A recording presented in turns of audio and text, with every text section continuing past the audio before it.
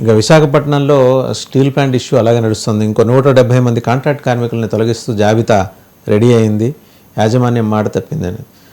ఇప్పుడు వీళ్ళు ఇవాళ మాట తప్పిందని వీళ్ళ ఆందోళన పట్టడంలో అర్థం లేదు. ఎందుకంటే ఎప్పుడైతే ఉక్కు శాఖ మంత్రి ఆయన కుమారస్వామి కూడా వారు వచ్చి మాట్లాడి తర్వాత వాళ్ళు చీఫ్ మినిస్టర్తో కలిసి ఆర్థిక శాఖ మంత్రి నిర్మలా సీతారామన్ గారి దగ్గరికి వెళ్ళినప్పుడు ఆవిడ ఇంతలో డ్రాఫ్ట్ తయారు చేసి కింద స్టార్ మార్కెట్ షరతులు వర్తిస్తాయని ఒక కాగితం ఇచ్చింది.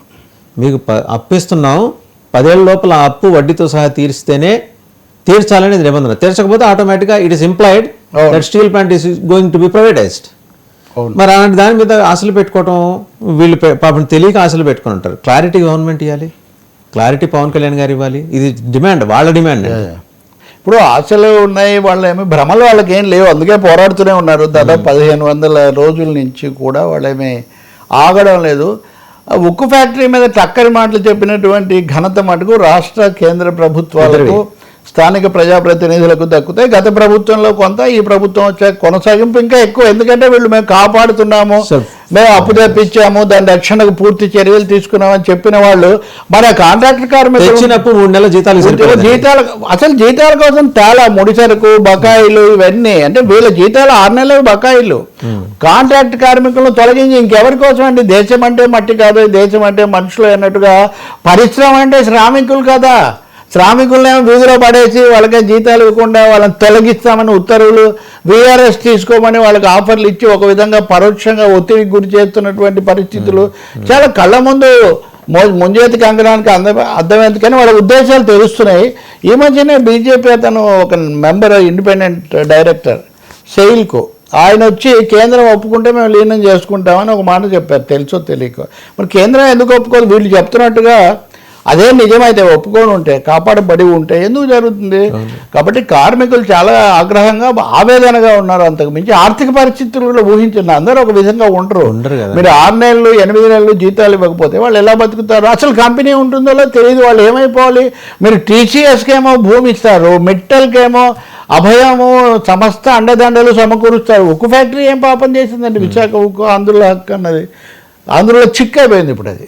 కాబట్టి తప్పకుండా ఆ కాంట్రాక్ట్ కార్మికులను వాళ్ళకు రక్షణ కల్పించాలి, తొలగింపు అనేది ఆపాలి. లేకపోతే 16 నుంచి వాళ్ళు సమ్మె చేస్తామని కూడా నోటీసు 2 సార్లు ఆపారు పాపం. సంప్రదింపులు వాళ్ళు పట్టుబిడుపులతోనే వెళ్తున్నారు అందరినీ కలుపుకొని. కాబట్టి మాటలు కాస్త అమల్లోకి వచ్చేది చూడాలి. నెక్స్ట్ ఏపీలో మంత్రుల వాళ్ళకు విశాఖ మేయర్ ఎవరవ్వాలి? ప్రజలాగే భూములు ఇదిగో టీసీఎస్కి ఇవ్వాలా, ఉరసాకి ఇవ్వాలి. ఈ హడావుల్లో ఒక 10% 10% సమయం ఉక్కు ఫ్యాక్టరీ కేటాయించండి అని నేను కోరుతాను సార్. అంటే ఇక్కడ మీరు ప్రస్తావన చేశారు, లోకేష్ శివనాయకుడు మరింత అభ్యర్థిస్తారు. ప్రయారిటీస్ గురించి ప్రస్తావన చేశారు కాబట్టి ఇక్కడ ఒక మాట చెప్పాలండి.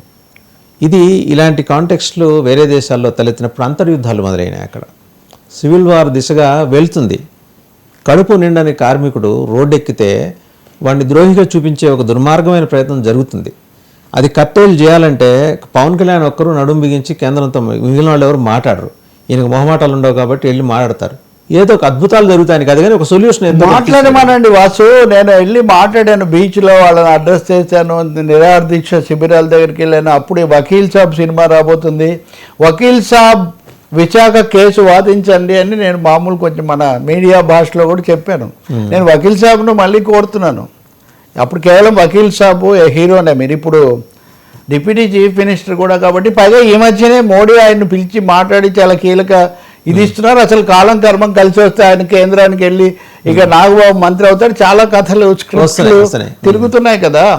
కాబట్టి ఇంకా అబ్సల్యూట్ సపోర్ట్ ఇవ్వండి విశాఖ ఉక్కు. మీరు చెప్పిన దానికి కొనసాగింపుగా ఇంకోటి చెప్పమంటారా? కేంద్ర కార్మిక శాఖ మంత్రి పదవి ఆయన కోసం ఎదురు చూస్తుంది. చాలా మంచిది కదా. మళ్ళీ చెగువేరని అప్పుడైనా చెగువేరని పెట్టుకొని కార్మికుల కోసం పనిచేయమనండి, ఇబ్బంది ఏముంది? ముందు విశాఖ ఉక్కునైతే కాపాడండి సార్. విశాఖలో పెరిగినవాడు, ఎందుకంటే తన మీద అవి వచ్చిన తర్వాత జగదంబ జంక్షన్లో ప్రత్యేకించి మాట్లాడి తనకు ఎంత కనెక్టివిటీ ఉందో ఇవన్నీ మాట్లాడుతున్నారు. స్వాగతం సినిమా అక్కడ ఎలా తీసామో, సత్యమూర్తి దగ్గర శిక్షణ ఎలా తీసుకున్నానో ఇవన్నీ చెప్పారు కదా. అలాగే వామపక్షాల దగ్గర కాస్త కలిసి ఉన్నప్పుడు ప్రైవేటైజేషన్ వ్యతిరేకంగా పోరాడింది కూడా అక్కడే కదా. కొంచెం అక్కడి నుంచి అక్కడ ఉన్నది. ఏ మొహమాటాలు ఆపుతున్నాయి సార్ ఆయన్ని?